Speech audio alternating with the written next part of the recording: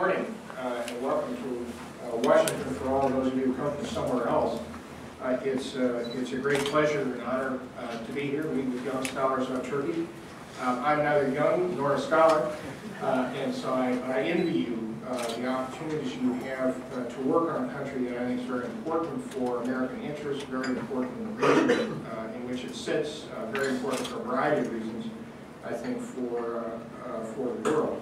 I'm here in part in my capacity as chairman of the board of the Institute of Turkish Studies, which position I've held since late last year, and of course also in connection with my past service in Turkey as well. The mission of ITS is to promote and support Turkish studies writ large. This conference and our support for it is one reflection of that, and I'm grateful to Dave Cathal for being involved with George Mason University to pull this off.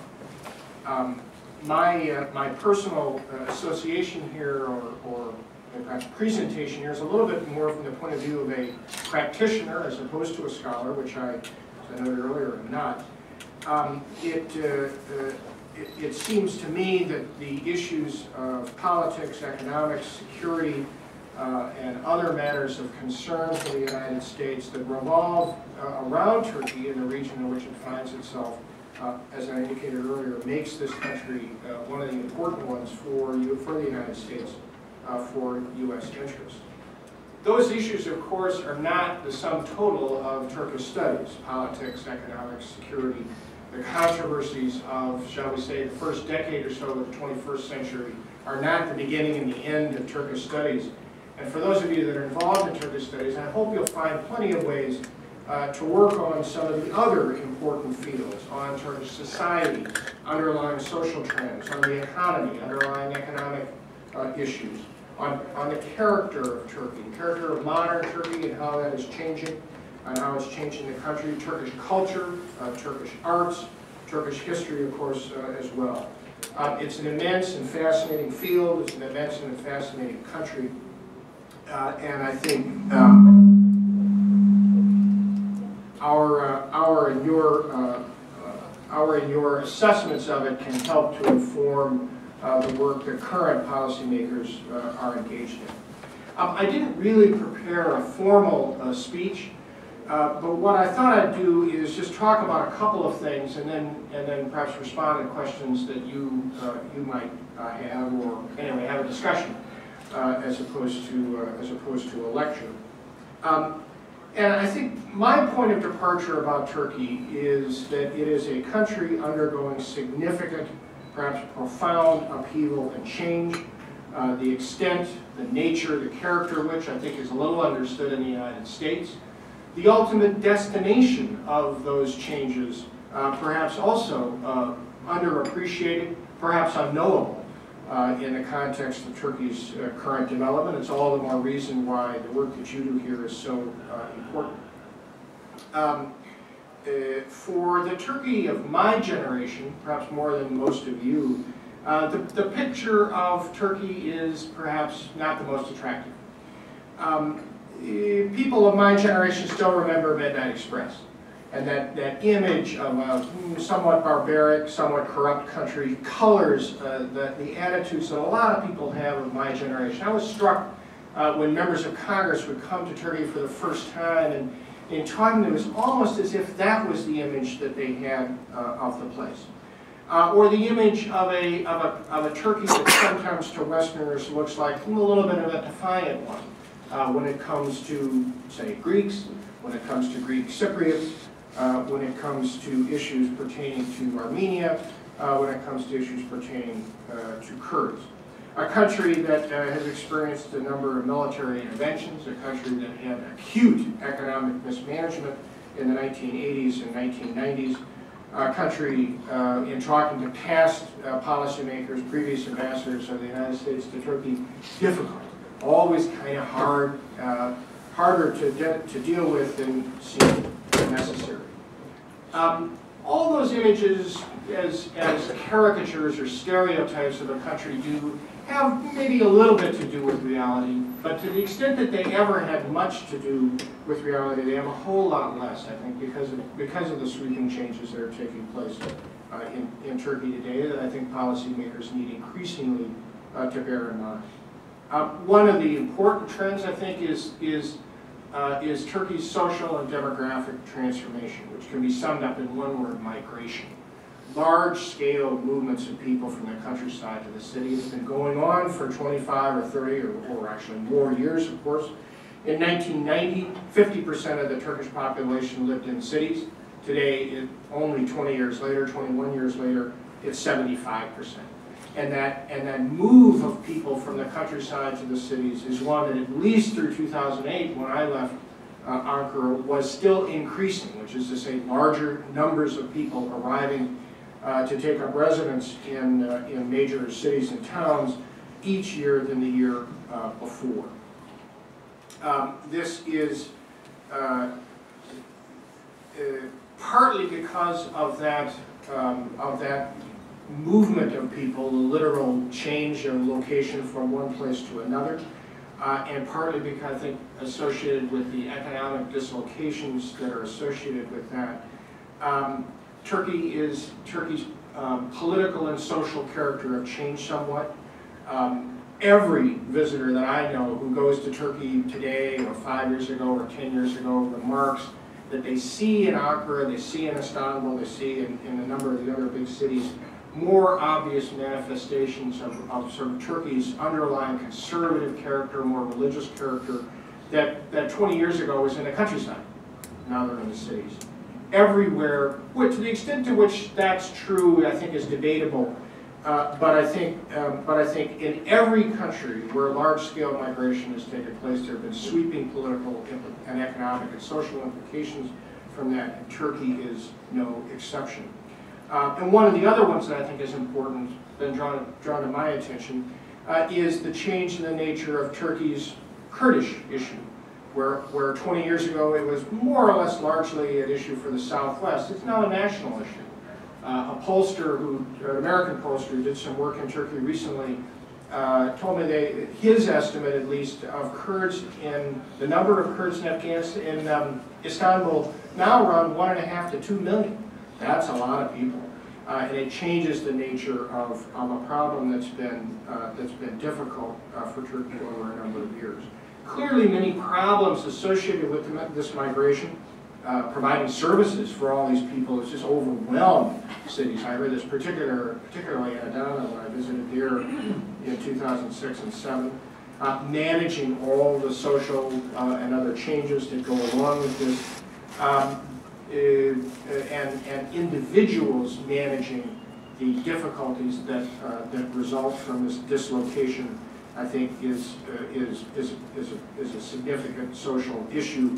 And there clearly is some component, I hear about this when I visit Turkey, disaffected youth, maybe particularly among the Kurdish population, but generally, people are having a hard time finding a job, having a hard time finding a fit for themselves in this new urban society, and there are political implications that I think go with that. A second fundamental change for me as a relatively casual observer of Turkey is economic transformation and the rise of a wholly different kind of prosperity than Turkey has known for a very long time. Turkey, notable in the past, I think historically notable, as the one country in the world that managed to sustain double-digit inflation for 20 consecutive years, on a Turkish lira that fell from 47,000 to the dollar, which is a pretty big number, to 1.6 million to the dollar. And I remember going to Turkey on one of my first visits, and my hotel bill was, like trillions or maybe quadrillions of lira for having just stayed a few nights there.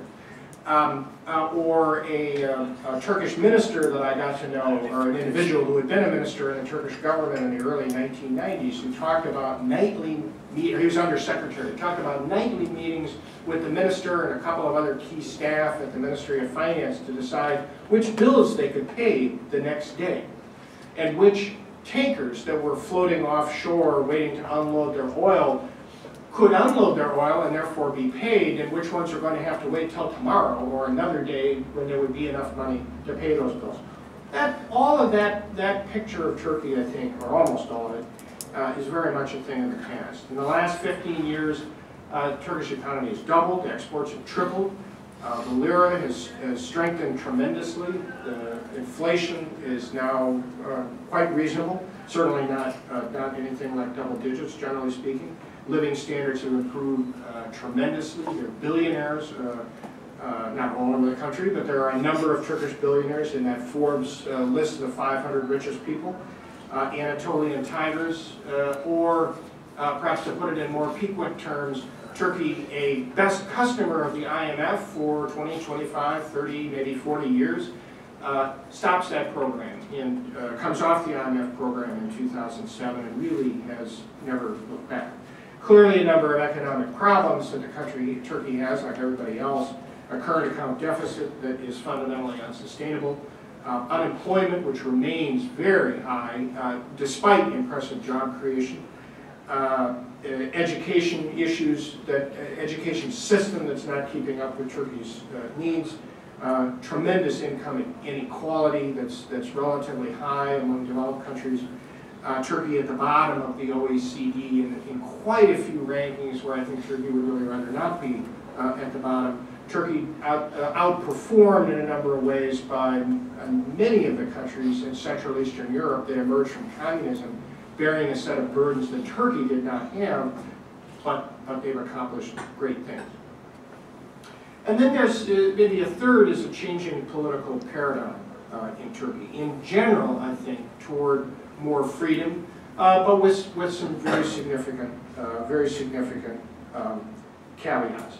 This rising new middle class that's moved to the cities, a tremendous force for change. The ruling party's been the only one that's really achieved much at tapping into that new slice of society. Reforms that have been carried out in the last 10 years that I think are important, banning torture, the shift toward municipal governance that actually has powers over local affairs, and of course civil military change that in part is specific reforms instituted by the government in connection with, instituted by the Turkish authorities in connection with EU, the bid to begin EU accession talks, but of course it's gone a little bit further than that. A reflection, I think, of the political change, end of taboos. When I arrived in the end of 2005, the conversation about Armenia, the conversation about Kurds, very narrowly circumscribed, controversial, difficult, totally different picture. Only 5 or 6 years, later. There are plenty of contrary pictures to that image. In a sense, the way I kind of sum that up is the old regime is not entirely gone. And by the old regime, I don't mean the government that predated the current one or the elites that predated Turkey's rising new elites, but really the instruments of state power that are still sometimes exploited by the authorities. Those remain something that Turkey is, at best, I think, incompletely dealt with.